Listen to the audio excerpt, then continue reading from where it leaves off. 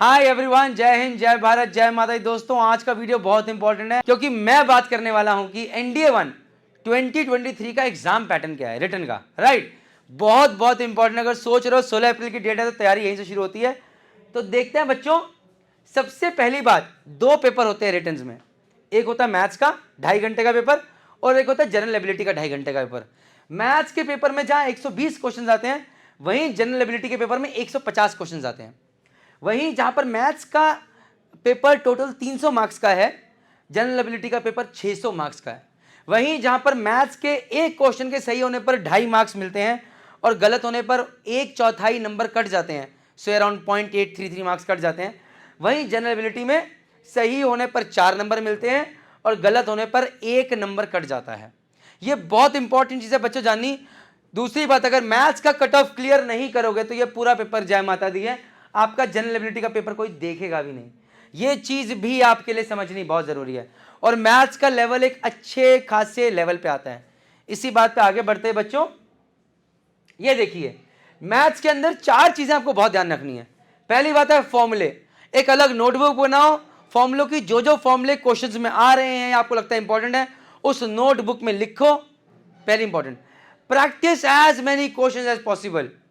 अगर लगता है कि प्रैक्टिस में कमी है तो और ज्यादा करो, बिकॉज मैं ये नहीं कहूंगा practice makes you perfect, but मैं कहूंगा प्रैक्टिस मेक्स यू बेटर। तो अगर दिन के 50 क्वेश्चन लगा तो 60 लगाओ, 60 और 70 लगाओ, लेकिन लगाओ इतने, कम से कम इतने क्वेश्चंस लगाओ।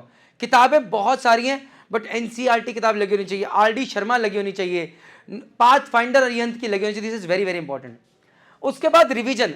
अरे चैप्टर तो कर लिया, बट क्या रिवाइज कर रहे हैं? अगर आपको एक ऐसा चैप्टर है जो कि आपको जिंदगी भर याद रखना है, तो जब पहले दिन पढ़ोगे शायद 1 घंटा लगेगा, तीसरे दिन वापस रिवाइज करोगे आधा घंटा लगेगा, 7वें दिन वापस रिवाइज करोगे 15 मिनट लगेंगे, 15वें दिन वापस रिवाइज करोगे 5 मिनट लगेंगे, और 30वें दिन रिवाइज करोगे तो 1 मिनट के अंदर सब चीज समझ में आ जाएगी और उसके बाद कहीं भूलोगे नहीं। ये 5 बार बस आपको रिवाइज करना है, first day, third day, 7th day, 15th day and 30th day. कहानी खत्म, जय माता दी। Revision is important. Last but not the least, aim क्या है? अर्जुन की आंख क्या है? Previous year questions. क्योंकि भैया पैटर्न लगभग सेम है, क्वेश्चंस का लेवल ऊपर नीचे आ सकता है, तो प्रीवियस ईयर क्वेश्चंस करने बहुत जरूरी है। अगर आप algebra, calculus, vectors, 2D 3D probability, खासकर स्टैटिस्टिक्स अच्छे से कवर कर लेते हैं तो कोई दिक्कत नहीं आएगी। सोचने में तो आपको लगेगा यार तो पूरी 11th 12th कवर करा दी। सोचिए, मेहनत कीजिए, लेकिन अगर आप ये टॉपिक्स अच्छे से कवर कर लोगे तो कोई नहीं रोक सकता।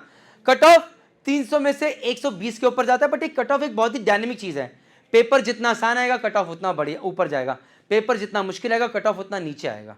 सो ये चीज आपको ध्यान रखनी है, और आपका काम कट ऑफ पे नजर रखना नहीं है, आपका काम मेहनत करके बहुत अच्छे नंबर लाना है। आगे बढ़ते हैं, आगे आते हैं जनरल एबिलिटी के टेस्ट पे। तो बच्चों इसके अंदर इंग्लिश और जनरल एबिलिटी आती है। जनरल एबिलिटी को हम वापस आगे जनरल स्टडीज और जनरल साइंस में बांट देते हैं। तो इंग्लिश में 50 क्वेश्चन आते हैं, जनरल स्टडीज के अंदर 50 क्वेश्चन आते हैं, लगभग 20 क्वेश्चन हिस्ट्री के, 20 क्वेश्चन ज्योग्राफी के, 10 क्वेश्चन करंट अफेयर्स और जीके के, 50 क्वेश्चन जनरल साइंस में, 25 क्वेश्चन फिजिक्स, 15 क्वेश्चन केमिस्ट्री और 10 क्वेश्चन लगभग बायोलॉजी से आते हैं। अब बात करते हैं इंग्लिश की।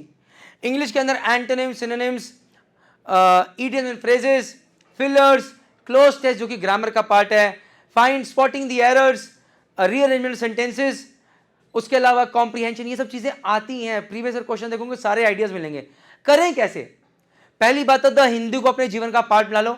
अगर आप हिंदू अखबार रेगुलर पढ़ लो, वो सिर्फ यही नहीं, वो आपको यहां भी बहुत फायदा देगी, वो आपको यहां भी बहुत फायदा देगी। तो एक अखबार तो अपने जीवन का हिस्सा बनाओ कि डेली आधा घंटा 40 मिनट पढ़नी है, बहुत काम आएगी। उसके अलावा एक किताब है जिसका नाम है world power made easy by Norman Lewis. ये किताब आपको एंटोनिम, सिनोनिम्स वगैरह में बहुत हेल्प करेगी। उसके अलावा बहुत सारी ग्रामर की किताबें हैं जो कि आप उठा सकते हो, बट अगर आप प्रीवियस ईयर क्वेश्चंस को प्रैक्टिस करोगे तो आपको बहुत अच्छा आइडिया मिलेगा, और अखबार पढ़ते पढ़ते आपको पता भी नहीं चलेगा कि अपने आप ग्रामर ठीक हो जाएगी। आगे बढ़ते हैं, जनरल स्टडीज पे आते हैं। हिस्ट्री में 3 चीजें आती हैं, मिडिवल हिस्ट्री, एंशिएंट हिस्ट्री और वर्ल्ड हिस्ट्री। वर्ल्ड हिस्ट्री और नहीं, हिस्ट्री में 3 चीजें इंपॉर्टेंट है, मिडिवल हिस्ट्री, एंशिएंट हिस्ट्री और मॉडर्न हिस्ट्री। मॉडर्न हिस्ट्री सब तक देखा गया कि ज्यादातर क्वेश्चंस आते हैं, तो ज्यादा उस पर फोकस कीजिएगा। ज्योग्राफी भी पढ़ने वाली चीज है भैया, लूसेंट की किताब उठाओ, मेहनत करो, पढ़ो, जय माता दी। प्रीवियस ईयर क्वेश्चन जरूर करने हैं, अरिहंत की पाथ फाइंडर बहुत काम आएगी। Same goes for GK and current affairs as well. Coming to general science, अगर आप साइंस के बच्चे हो तो आपको ऑटोमेटिकली फिजिक्स केमिस्ट्री में दिक्कत नहीं आएगी, अगर आपने 11th 12th में पढ़ा हुआ है। फिजिक्स का लेवल थोड़ा ऊपर जा रहा है तो यहाँ पर आपको मेहनत करनी पड़ेगी और प्रीवियस ईयर क्वेश्चंस करने पड़ेंगे। आपको हो सकता है काफ़ी आसान भी लगें, क्योंकि बहुत हाई फाई लेवल नहीं आता है। अगर हाई फाई लेवल कहीं पर आता है तो वो मैथ्स में आता है, हाई फाई लेवल अगर कहीं लगता है तो वो यहाँ पे लगता है जनरल स्टडीज़ में। क्यों लगता है यहाँ पे? क्योंकि हमने पढ़ी नहीं होती सालों से, बट ये हम पढ़ रहे होते हैं तो कोई दिक्कत नहीं आएगी। बायोलॉजी मात्र 10th लेवल तक की आती है, अगर प्रीवियस ईयर क्वेश्चन अच्छे से देखोगे तो क्वेश्चन आराम से कर लोगे। With this all I can say ये था पेपर पैटर्न और थोड़ा बहुत आइडिया सिलेबस के बारे में। मेहनत आपकी, रिजल्ट आपका। हम सिर्फ आपको प्रोत्साहित कर सकते हैं, हम सिर्फ आपको मोटिवेट कर सकते हैं, हम आपको इंस्पायर कर सकते हैं। लगे रहिए, कनेक्टेड रहिए। कहीं कोई दिक्कत आती है हमें बताइए, हम जरूर उस पर वीडियो बना के आपकी हेल्प करने की कोशिश करेंगे। जय हिंद, जय भारत, जय माता दी।